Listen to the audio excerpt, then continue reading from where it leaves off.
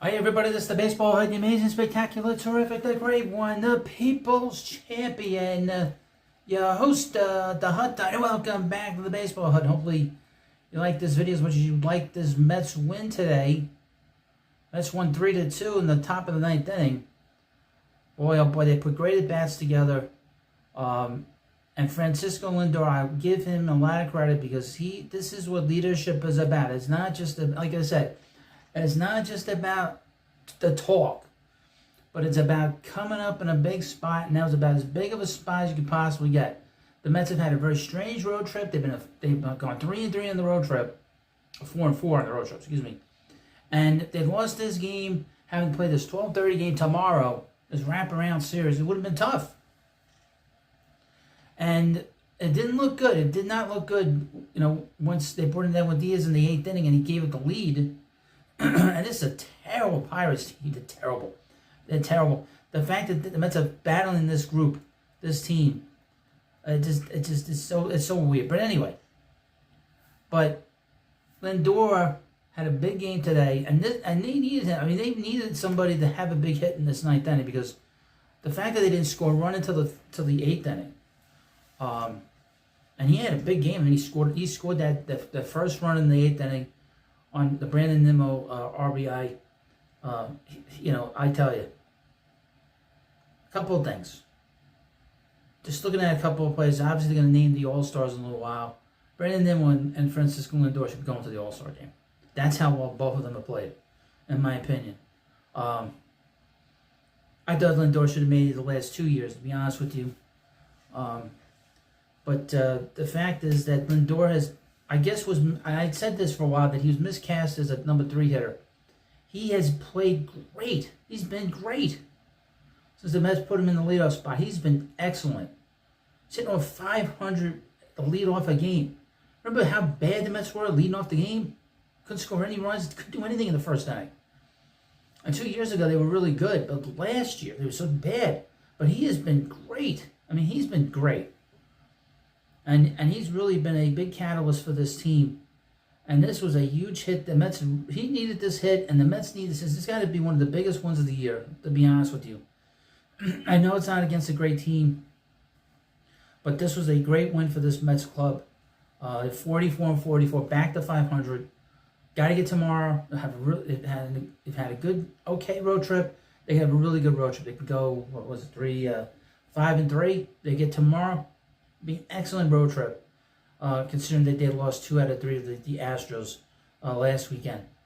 But boy, oh boy, I mean, the performances and some of the at-bats in the 9th inning were very interesting and were very telling of how the development of some of the players are. In particular, Francisco Alvarez, who was behind the count against Chapman, and he was able to work out that walk. I mean, it's a big at-bat for a young player. And he is a player, I think we've all sort of seen this with him, that Alvarez's ability to sort of adjust is very strong. He's very smart. Might be one of the smarter Mets that the Mets have on the field, one of the smarter players the Mets have on the field. How quickly he is been able to adjust from game to game, year to year. That at-bat was excellent. And obviously Chapman was all over the place.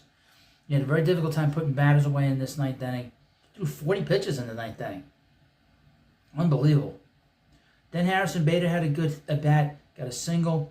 He's been really good, I got to say. He's been a clutch player for this team. We know that in the past he's not been good. I know with the Yankees he did not play well with the Yankees.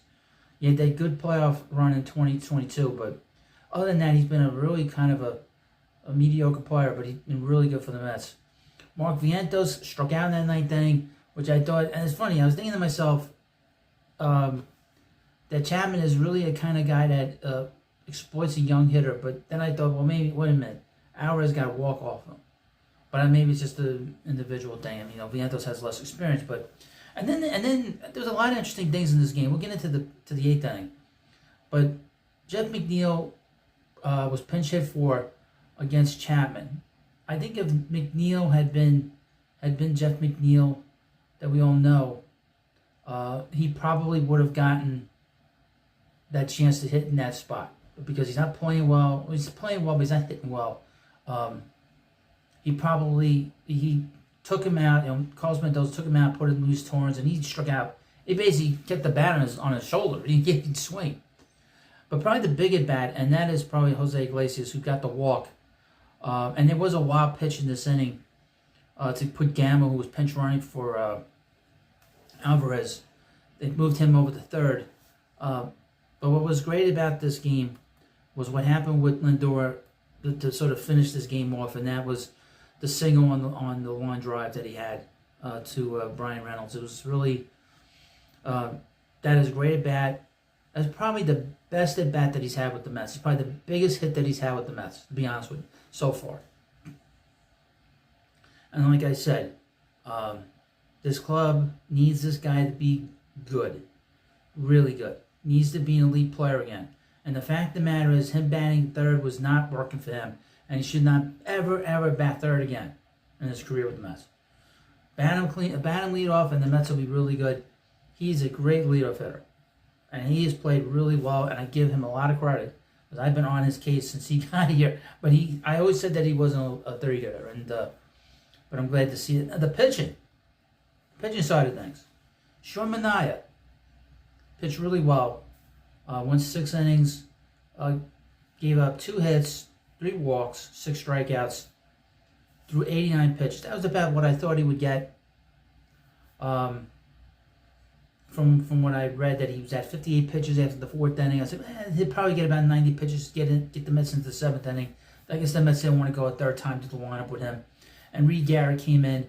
It seems like Mendoza sort of settled in on Garrett, Nunez, and Diaz to finish these games out. But this team is desperate for an experienced setup man / closer. And like I said in other videos, Carlos Estevez, in my view, is a perfect guy, because then he's a guy that you can bring him in the 8th inning, you bring him in the 9th inning, and he's pitched really well with the Angels. That is a guy to keep an eye on for the Mets. Now they brought in, for the 8th inning, after the Mets took the 1-0 lead, they brought in the Daniel Nunez, and he struggled. You know, he gave him 2 hits in the inning, and he put runners on, and then Diaz came in, which I was very surprised. He struck out Brian Reynolds, which I was very surprised that after that at bat, that Mendoza went to Diaz in that spot. I thought they would wait to the 9th inning to bring in Diaz, but he didn't do that. He went right into him, brought him in. He walked the leadoff batter, and then he gave that big hit. He gave the big hit to, excuse me. Very exciting win today. Let me just run back a little bit, because I was driving home listening to the game, by the way, just so I have an idea. I'd like to know what's going on here. Hold on a second. Now, if you will, please, of course, subscribe to the Baseball Hut. If you're not on X and you're not on Twitter, and you want to know what's going on with the Mets, you need to hit that subscribe button. Yeah, so Gonzalez got the big hit, and he's been a bit of a thorn in the Mets' side the last few days. The thing is, I was very surprised that he did not go to Nunez for Gonzalez. Just based on the fact that he only threw 8 pitches last night, and he threw 17 pitches in this game, I thought that was I was very surprised that he did that. Very, very surprised that he was able to sort of, very quick to pull him. So I thought that he still had something in the tank for Gonzalez. Maybe he didn't. I don't know. I'm watching it now. I don't know what's being said in the post game, but I was very surprised that he was so quick to bring in Diaz for the 8th inning. Because he only threw. Let me just go through the pitch. He threw 17 pitches in that 8th inning, so I was very surprised that he did that. Now Diaz threw 10 pitches last night to get the save. But he threw 22 pitches. It'll be interesting to see what his availability will be for tomorrow. I would think that he'll probably be able to pitch, but we'll see. But he came in, he gave that hit to Gonzalez, and then when the Mets took the lead, he was ready to go. And they said that the Mets' wait between innings from when he was on the mound was 28 minutes. 28 minutes. That's a long sit for a closer. It's a long time for a closer to sit. But he was able to shut down the game, shut down the Pirates, and the Mets got the win, and everybody's happy. I'm so glad. I didn't want to have to do a video complaining about the group, complaining about the team, but now they're back to 500. Get tomorrow, be above 500, getting home. against a 6-game homestand to finish out the first half. They got the Washington Nationals, and then they got the Rockies. So they should be able to have a winning record over the next 7 days. And if that's the case, they'll be above 500 to finish the first half. We'll go on to the draft next week. We'll do a big live stream next week with the draft. And baseball's beautiful, and this is great. And, of course, again, like I said, if you're not on Twitter, which is X now, and if you're not on Facebook, hit the subscribe button. You get everything here. I'll have a video later. Mets made a trade earlier in the day to help this bullpen out down the line, because they need bullpen help and they need lefty help, and they made an interesting trade today. Not a major trade, but a trade that could help them get some outs. I would mention that Luis Torrens was one of these kind of trades where the Mets traded cash to the Yankees and they brought him in. Happens to the Yankees kicking themselves, seeing how that guy's producing for the Mets. On that bright note, and I love goofing on the Yankees, I want to sort of thank you for watching this video. There's going to be a lot of stuff on here, so you want to subscribe. I'm going to have everything can possibly match. I did a video this morning about Joe Beningo. How does Beningo look after he basically ripped into Sean Manaea, saying that he'd rather have Severino over him, and he pitched really well today. So I have a video like that you can watch, and that's pretty good. And I got a video about the Mets who they're not going to trade last night, and I'll have plenty of stuff. You're going to have so much stuff here. You won't know what this will be the most active Mets YouTube channel that's on this platform, and I know you'll like it. And thank you for watching. Please subscribe to the Baseball Hut, and I'll see you later.